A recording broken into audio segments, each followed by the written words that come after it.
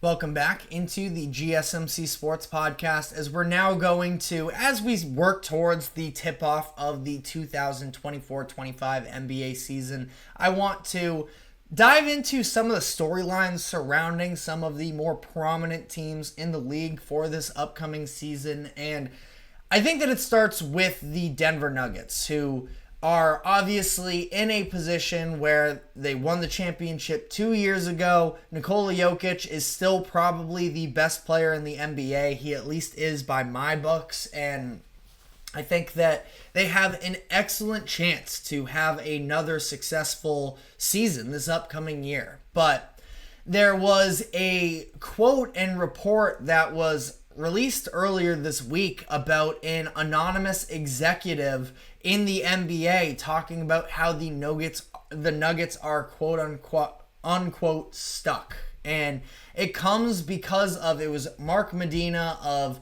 sportskita.com that he was informed that there is an executive in the NBA, not to be named, that the Nuggets are stuck right now because they have tethered themselves to a Jamal Murray that is going backward and Michael Porter Jr. who is, quote, terribly overrated. So the Nuggets at this point, in this executive's eyes, is that they are stuck. And pretty interesting, these comments to be made, considering the fact that, I mean, really, it was just a couple years ago that the Nuggets were NBA champions, world champions. Sorry, no Lyles. They were the NBA champs, and they seemed like they were in a prime position to repeat headed into 2024, which I even still thought was the case until that second round series against the Minnesota Timberwolves, where they ultimately fell in 7 games. So that was definitely a massive collapse, of course, in Game 7, and as a whole, to lose to that team, I don't think that there's any shame in losing to the Timberwolves necessarily. When you look at the way that the Wolves were built, it kind of was directly to stop Jokić and that Nuggets team. But that being said, it was really tailored around the idea of taking Jokić out of it. You saw it was a lot of Naz Reid or Karl Anthony Towns matching up against Jokić one-on-one defensively, having Rudy Gobert as a little bit of a roamer, and the Nuggets were at the bottom of the league in terms of three-pointers attempted, so it's not like on the perimeter, if the Timberwolves were selling out to Jokić inside, that there was really all too many deadly three-point shooters for Denver to sort of offset that as well, which is kind of where the Jamal Murray comments are interesting. This idea that he's going backwards, especially after they just signed him to a new contract extension about a month ago. He's still just 27 years old, should not be regressing at this point. And, you know, there is maybe some fairness to the criticisms. I don't know if it's that he's going backward. It's that the injuries have definitely inhibited him over the past couple seasons, and that just unfortunately kind of has been the reality of the situation with Jamal Murray's career, and it's been a good career. But you look at this fact, and this is something that Bill Simmons of The Ringer pointed out, I believe it was earlier this week, possibly last week, that there is a very good chance that Nikola Jokić never plays with an All-NBA player. And when you phrase it that way, it does feel like a little bit of misjustice, because Jamal Murray, and it's not that he's not a good player, you know, this is somebody who's still yet to make an All-Star game, and at this point feels a little bit hard to imagine that he will. Now, I wouldn't necessarily rule it out, but it, you know, at this point, 27 years old, I guess turns 28 in February.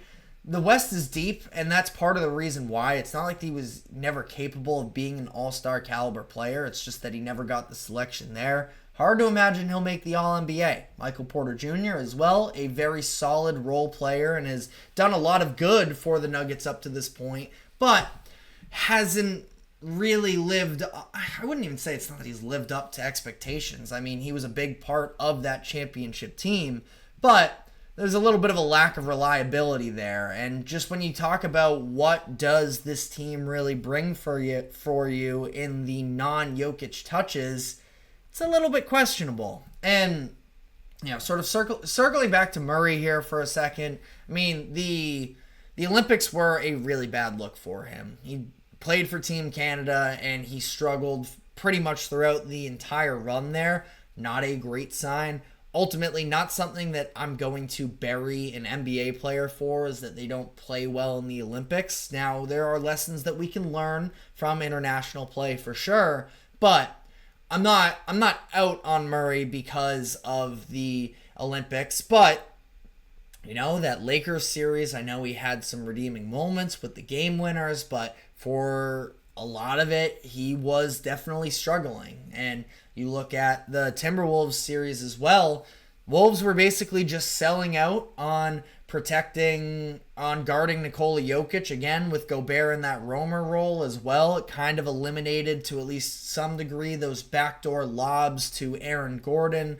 So, it kind of fell on the shoulders of Jamal Murray and Michael Porter Jr. to step up, and neither one of them with the ball in their hands. And again, it's not like Murray didn't have moments, and Michael Porter Jr. was also excellent from an efficiency standpoint in that Lakers series. But overall, I mean, I don't think that they are one-dimensional necessarily, because Jokić and the way that he distributes the ball, there are a number of different threats, and Jokić, he's able to hit players in different spots and provide a bunch of different, opportunities. But when so much of your salary is being taken up by Jamal Murray and Michael Porter Jr., who, at least in recent history, this past season, I suppose, they're a little bit limited. And they're good enough to win a championship. They just did a couple years ago. So again, it's important to harp on that.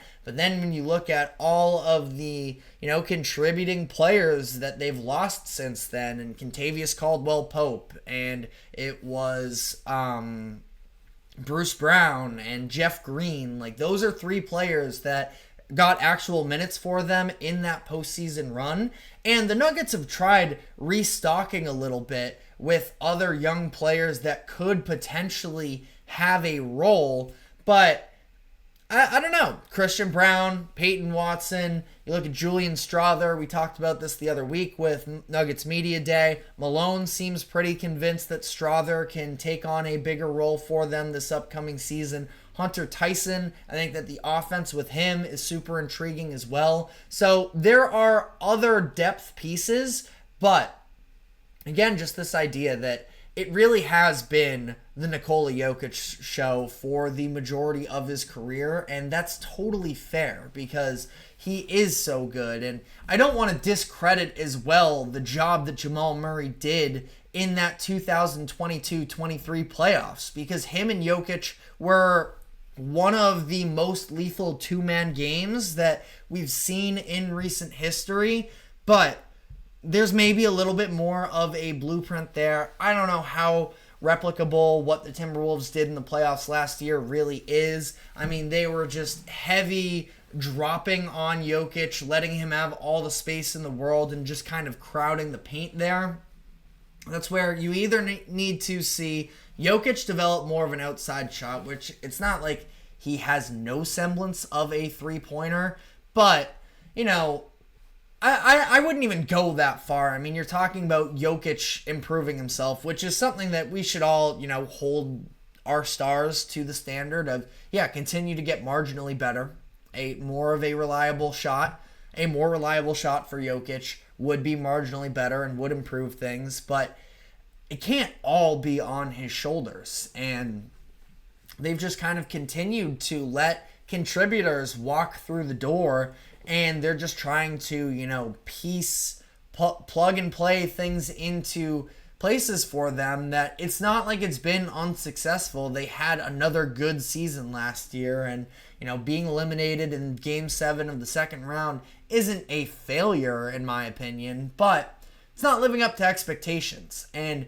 now they are sort of pigeonholed into this exact roster where it's so much of Jokić, Murray, and Porter, where you look at this upcoming season, it's over 75% of your salary cap, if not more. I could maybe try and, math this thing out a little bit on live here, just using Spot Rack and what they have for percentage of the league's cap. You look at between the three of those players, again, this is according to Spot Rack, that's 87.7% of the league cap. Now, it's not their total spendings. They have other players on the books as well where they're a little bit more expensive in terms of being over the cap. But, I mean, that's pretty restricting when you look at it that way, that almost 90% of your roster is held up in these three players, and two of them are yet to make all-star games in their career. And again, I don't know if that's fair necessarily. Also, by the way, if you do add in Aaron Gordon's contract to that as well, at least if I'm doing this exercise right, the league cap is something like 140.5 million or 182. I don't know.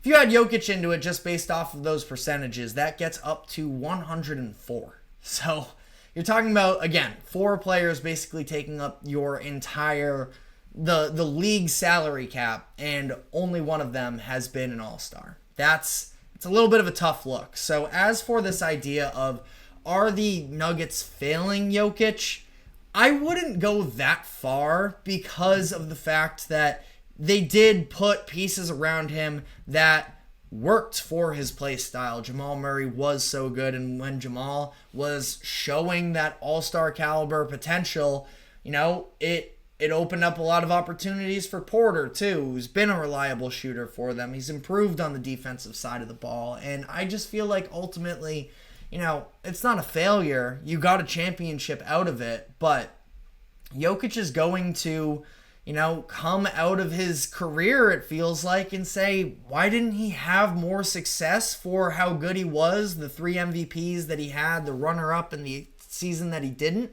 It's kind of because the Nuggets didn't put enough around him. Now, let me know in the comments section whether or not you think that is a fair statement. We do have to take our final break of the day because we are going to be diving into the Phoenix Suns and whether or not they are poised for a bounce-back season after what was a disappointing exit from the postseason last year. So we're going to be diving into that, but before we do so, we are going to take one last break. Do not go anywhere. We will be right back.